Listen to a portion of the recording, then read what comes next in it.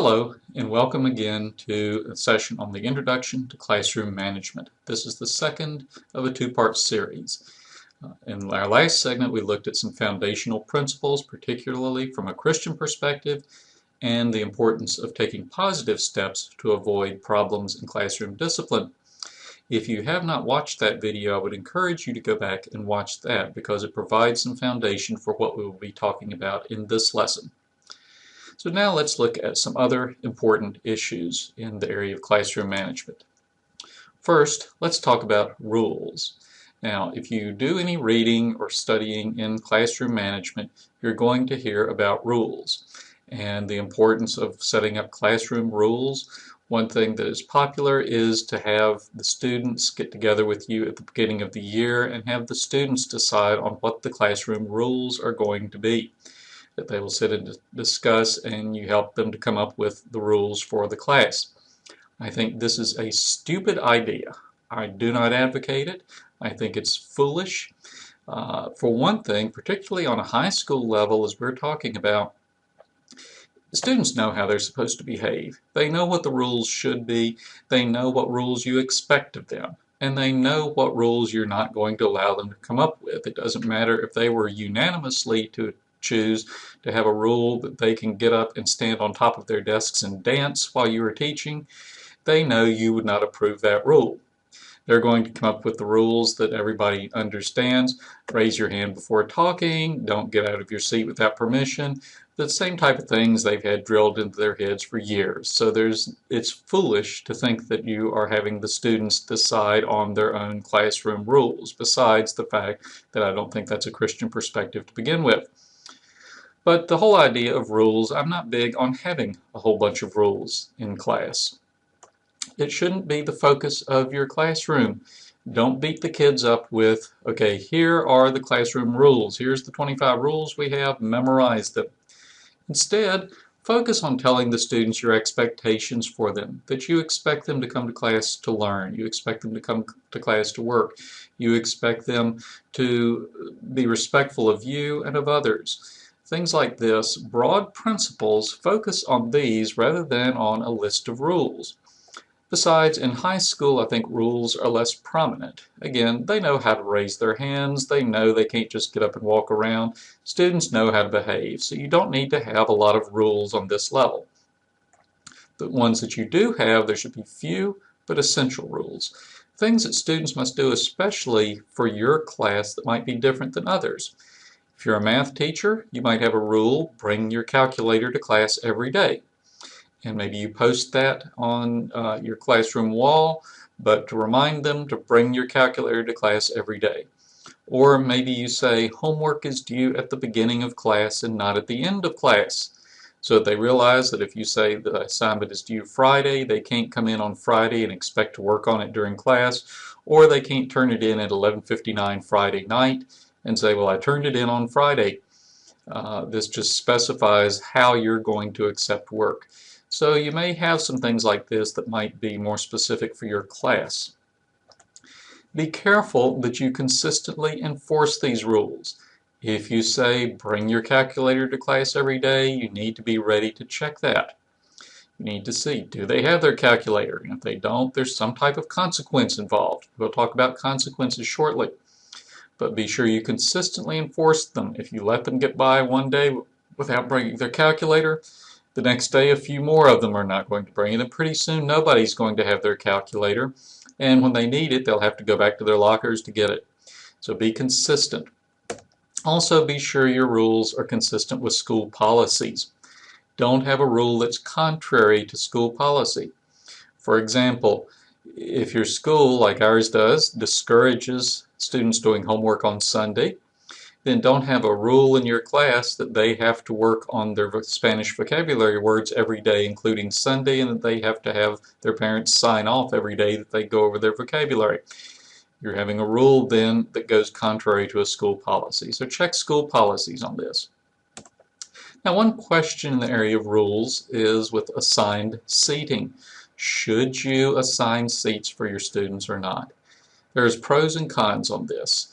In favor of having assigned seating, it gives you the opportunity to separate problem students. If two kids just are constantly getting in mischief together, you can separate them. Just say you sit here, you sit there, and you avoid the problem, possibly. Or if you have a student who needs to be seated at the front of the room for educational reasons, this doesn't single them out. See, sometimes educational therapists will say that this student needs to sit at the front of the class. Well, if you have assigned seating for all students, then it's easy to arrange the seating so that student's always at the front. So it's not going to single them out. Also, it helps with attendance. If you have assigned seating, it's easy to look over the classroom and you see an empty seat, you know you got an absent student and you know who sits there. So that's one advantage of it. You can also set up your groups easily. If you have the students work in groups, you can assign the seating so that groups are seated together. It makes it easier for them to get together for their work. So these are some advantages of assigned seating. But there's some other things to think about. For one thing, as we talked in this last session, sin comes from the heart of the students. And so sin is not coming from being around others. Johnny is talking to Billy not because Billy is tempting him to sin. Johnny is talking to Billy because Johnny is a sinner. That comes from his heart. If you move Billy away from him, Bobby's going to be there and Johnny's going to start talking to Bobby or to Mary or whoever he's with. Okay, sin comes from the heart, and just moving students around doesn't address the heart. Also, high school students can be treated as more responsible in making their choices. If you'll remember in the last session, one of our points was that man is created in the image of God, and part of that image is that he has dominion. And our students want to exercise dominion. They want to exercise control over what they do. Obviously, they can't do that entirely, but here's a chance where they can have some measure of control. They can decide where to sit. It's a little thing, but it does reinforce the idea that they have some measure of control. So the whole idea of assigned seating, that's your call. You can talk to other teachers. Some use it, some don't. Talk with them, and you can go either way on it. One suggestion, though, if you allow students to choose their own seats, don't allow them to sit in the back of the room unless you have to have those seats. For example, in one of my classes where all the classrooms seat 24 students, if I only had 15 students in the class, I don't need the back row. So I would tell the students, you can't sit in the back row. You can sit anywhere else, not in the back row. That keeps the troublemaking students from heading to the back of the room. It also keeps them all closer to you, better for instruction. Now, let's talk some about consequences. What if a student breaks one of your rules? You need to have some consequences, and you need to think what you're going to do. For one thing, your consequences need to be consistent. That is, you do the same thing regularly, although you might have some variation depending on the student. Consistency doesn't mean uniformity. It might be that if Mary does something wrong, and she rarely does, but if she does, you look at her sternly, she's going to melt and she'll never do it again. Whereas Johnny might need a 2x4 upside the head. Please don't take me literally on that. But he needs more than just a stern look. That's fine, and students understand that. One thing that's important, though, don't ignore something one day and then punish it the next.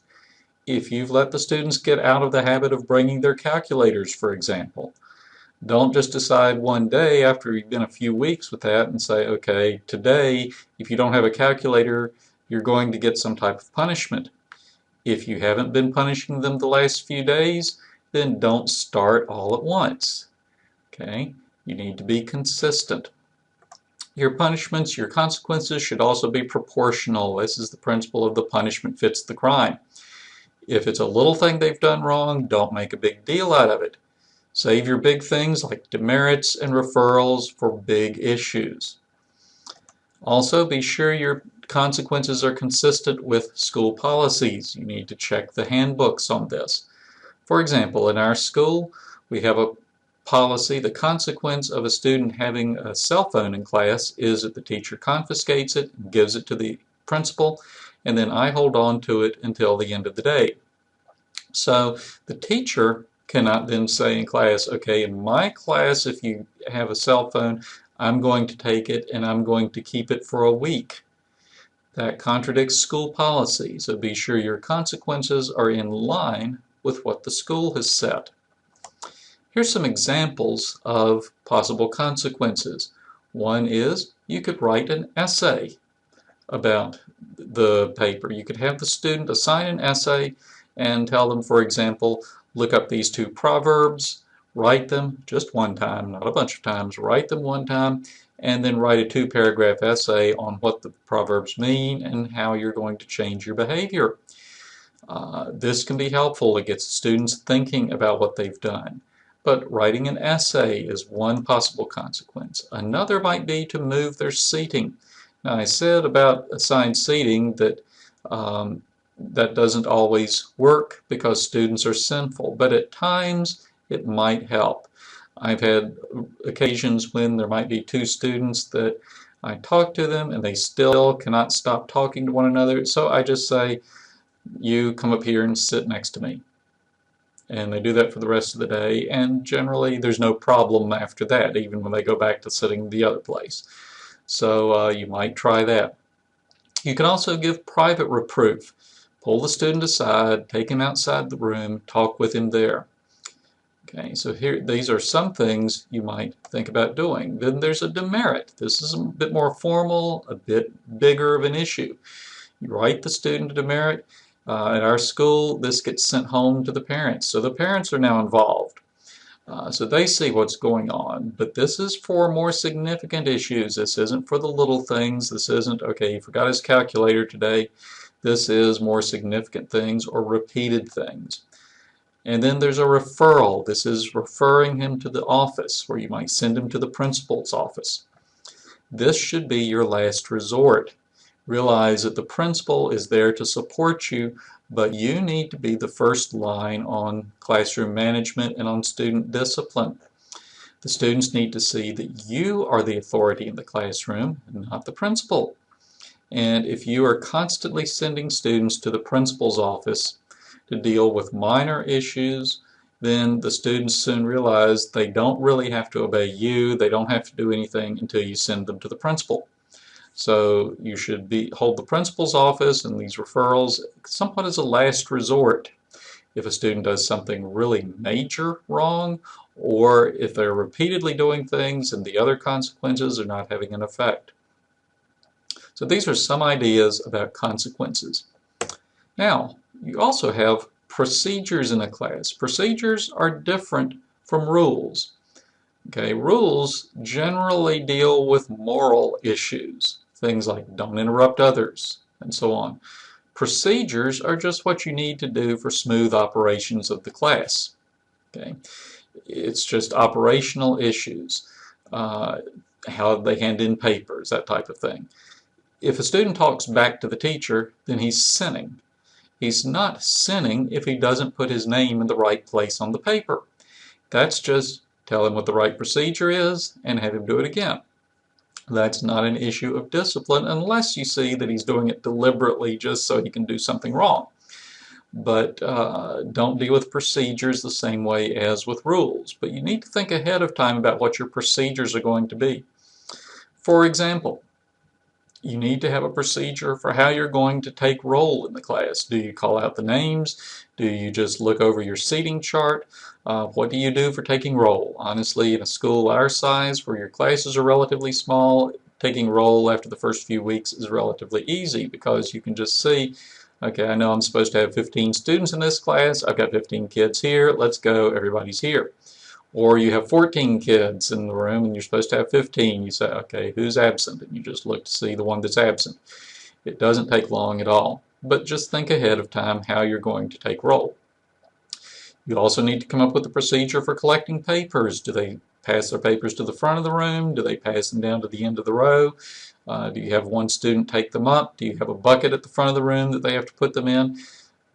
There's a lot of different ways. It's not a right or a wrong, but you just decide how you're going to do it and do it consistently. You want to have a procedure for checking homework. Do you have them turn it in a bucket at the front of the room every day? Do you have them pass it in? Do you have them exchange papers to check each other's homework? Do you just walk around the room and look at it to see if they did it? Just decide how you're going to deal with homework issues. Okay. How are they going to work in groups? You need to have procedures for this. Do they move their desks around? Do they just move their chairs around? Do they choose their own groups? Do you assign them to groups? When you have group work, how are they going to do it? These are some procedures you need to think of ahead of time. Now finally, here are some things that you must not do. I would say they're suggestions, don't do these. Actually, don't do them. Okay. In the area of classroom management. One is sarcasm or mocking. Now, there's debate about whether sarcasm is ever appropriate with students. I think there are times and in certain situations you can be sarcastic, but you must never be sarcastic or mock the students in the context of discipline.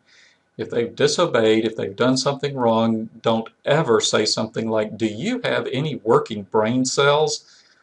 Okay, this just angers the student. It does nothing at all for the situation.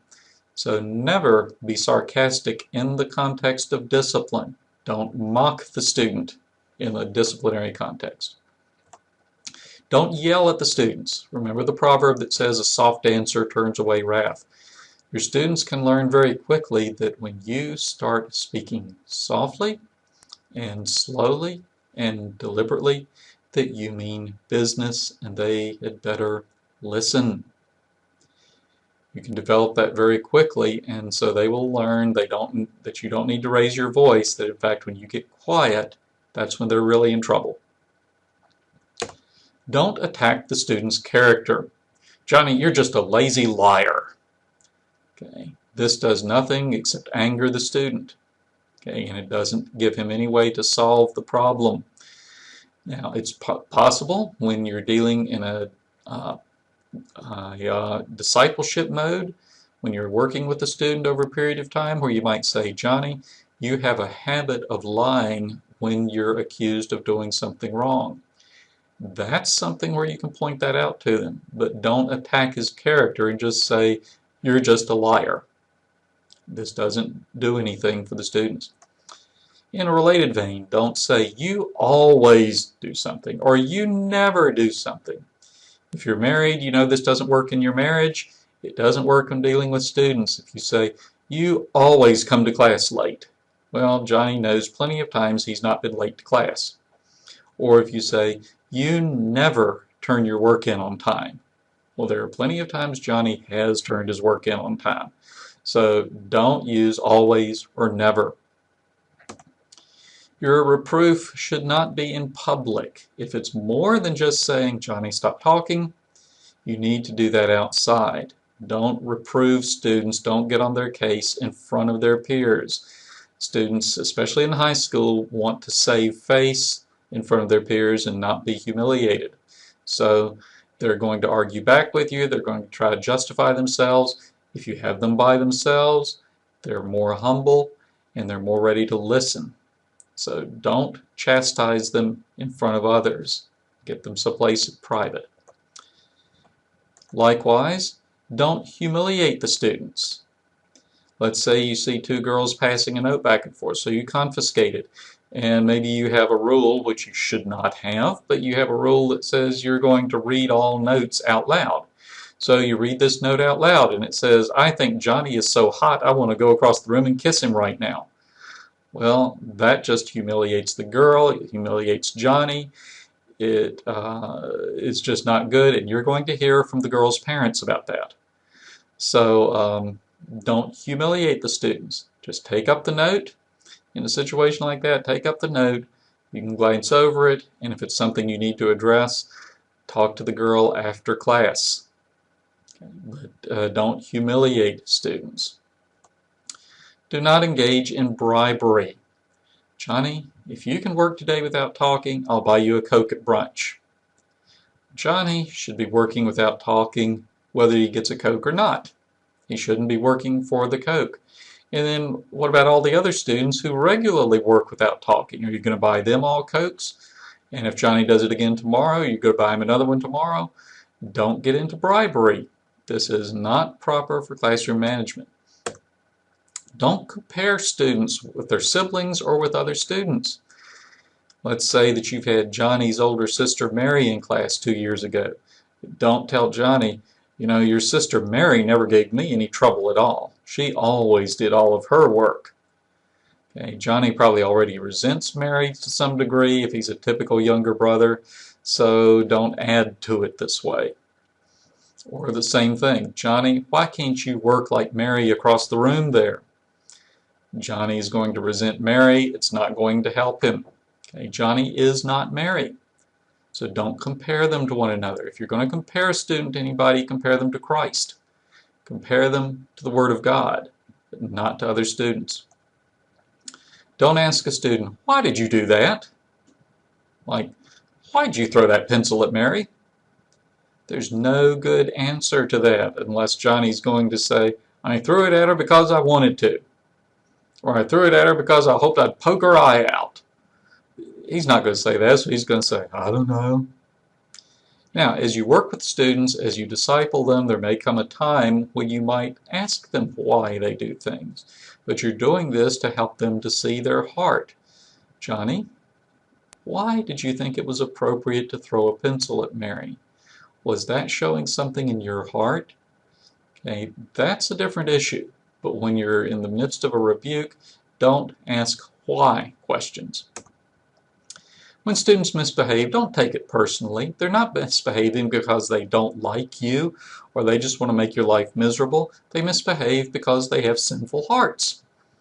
So don't take it personally. They're not out to get you.